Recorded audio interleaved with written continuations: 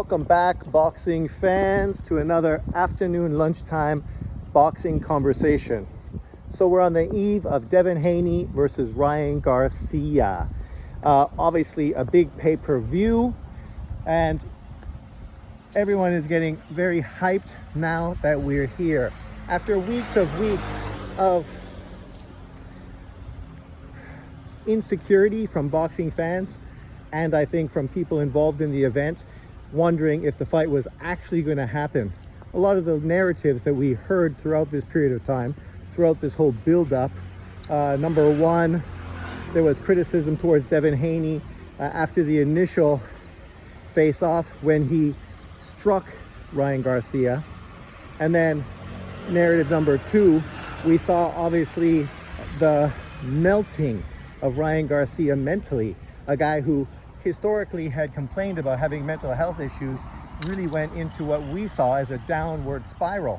And all the people relating to this, some saying that he was losing his mind, others saying he was looking for a reason to get out of the fight, other people talking about the fact that he was trying to psych out Devin Haney and make him feel that he wasn't going to be prepared, to sort of give him a leg up when the fight did happen. And just a lot of craziness.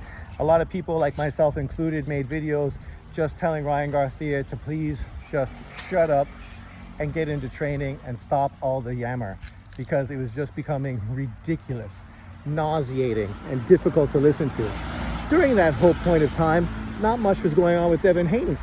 People understood Devin Haney was doing exactly what he should be doing. In the gym, working, preparing for the fight. When he was asked about Ryan Garcia's possibility of pulling out, he put on the perspective that he was very confident that the fight was going to happen and that Ryan Garcia was going to be there. Of course, the promoter wasn't as convinced as Devin Haney was, because obviously we saw they ended up having Arnold Barboza as a backup plan just in case Ryan Garcia did pull out, and they would have a very good quality backup fight for Devin Haney. But obviously for you and me, the hardcore boxing fans and the casuals alike, what's going to sell this pay-per-view is Ryan Garcia and Devin Haney. If it was Devin Haney versus Barboza, you'd be hard-pressed to really put this on pay-per-view, because this is no slight towards Devin Haney, but he is not the pay-per-view star of this event. That is Ryan Garcia. And some people may like to act as if that's not the situation, or that somehow I'm clowning Devin Haney because I'm being honest about the situation. Ryan Garcia obviously has a huge social media following. We saw the result of that when he fought Tank Davis, putting up 1.2 million pay-per-view buys, huge numbers. So that was the reason why Devin Haney chose Ryan Garcia. We know Ryan Garcia looked as if he was more convinced to go towards Rolly Romero to win that WBA title, to become a champion, and obviously then build up potential fights with Haney or maybe Tio Lopez.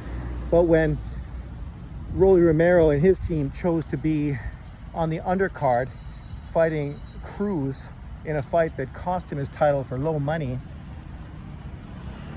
he chose to go back towards chasing Devin Haney.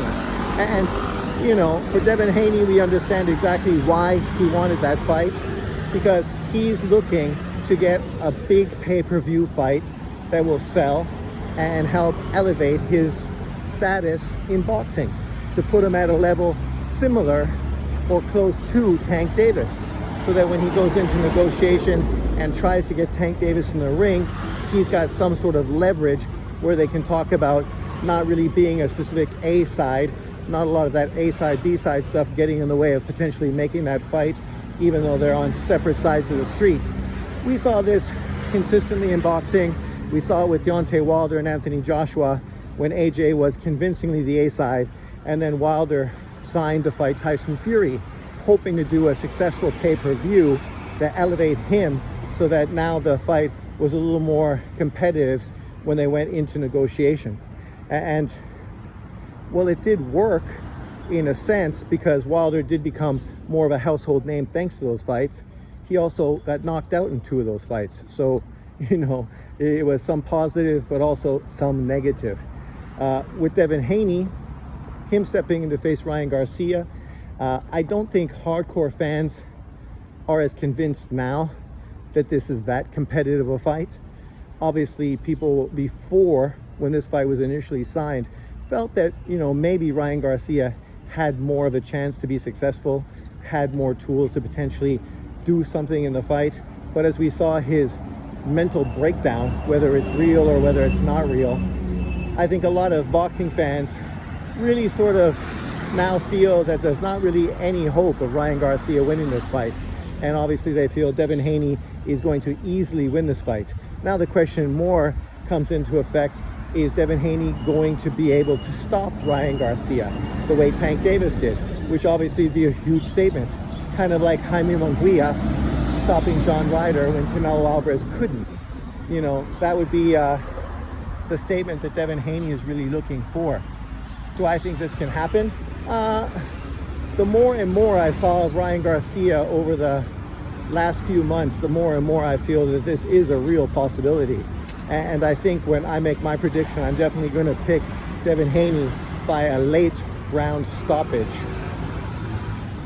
Now I see people getting into their race narratives, acting as if somehow all these Ryan Garcia fans, all these non-black Americans are somehow hating on Devin Haney, anti-Devin Haney, and all of this kind of stuff, holding Devin Haney to such scrutiny, but giving Ryan Garcia a pass. And when I heard that, I sort of had to shake my head and think, what the fuck are we talking about? Over the last few months, the only people who've really been talking about Devin Haney to this extent are Tank Davis fans and Devin Haney LDDC fans, who obviously have been going back and forth between themselves, kind of like Errol Spence, Bud Crawford scenario, right? One group supporting one fighter, the other group supporting the other, and of course coming out with lots of negativity to hate on the fighter that they're not dick riding for. Most boxing fans understood Devin Haney was in training and had a big fight coming, and it was left at that. Most of the criticism, most of the videos that were being made were videos that were coming out literally crapping on Ryan Garcia, chastising him and talking about how he was looking bad, and his whole performance or whatever it was may not have actually been helping the potential sales of this pay-per-view. Maybe actually the opposite of that. It might have actually been hurting it, because at one time you could see this being a very successful pay-per-view between two young, hungry, and dangerous fighters. But the more and more we had to listen to Ryan Garcia go through his mental meltdown, the more people have sort of lost faith in him. So I haven't seen a lot of this criticism towards Devin Haney. I've seen tons and tons and tons of videos and tons of people responding to Ryan Garcia in a very negative way. Some people even talking about stopping the fight, canceling it. Some people talking about putting him on meds. There's all kinds of stuff that's been going on related to Ryan Garcia.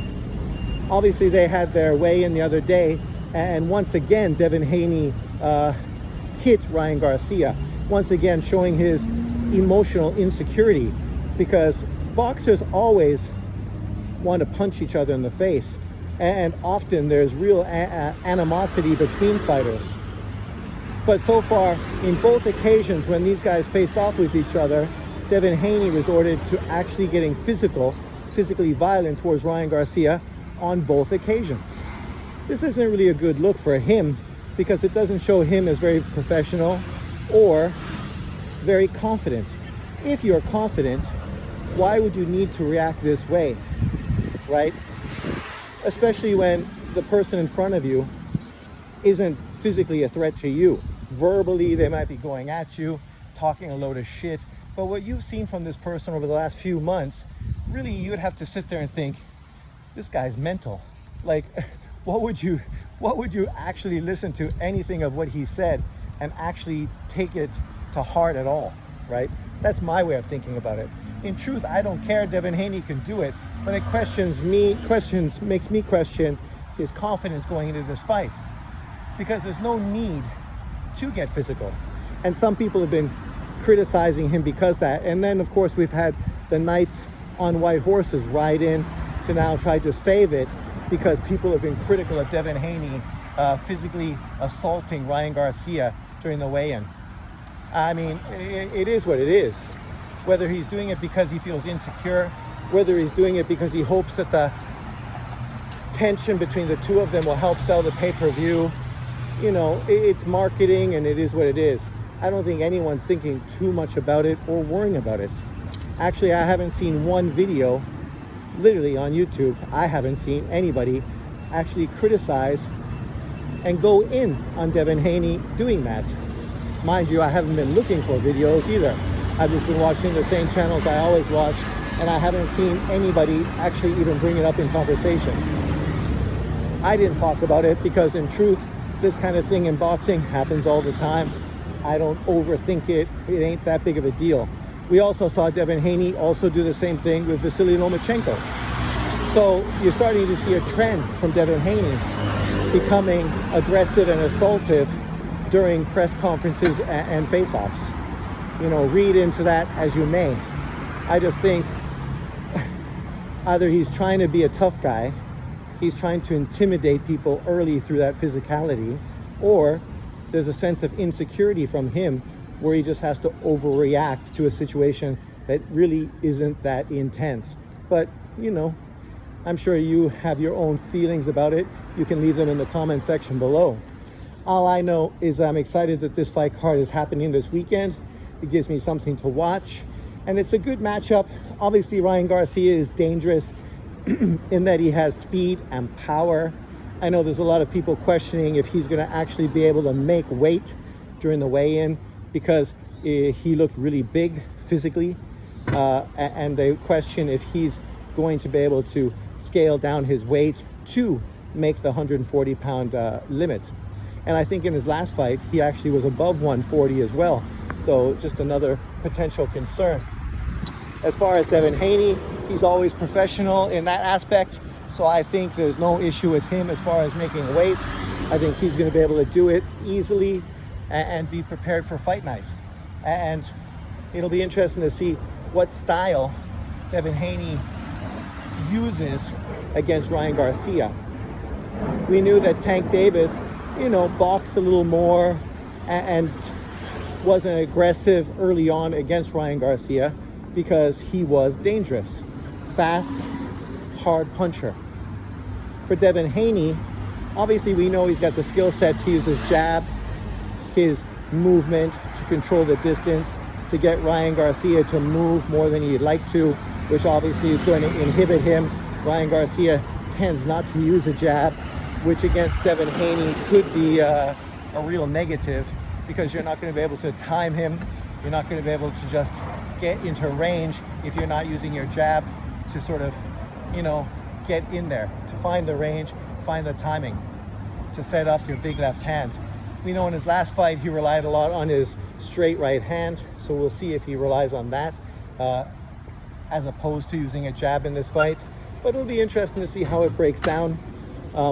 I would put my money on Devin Haney, probably 80% with regards to this fight.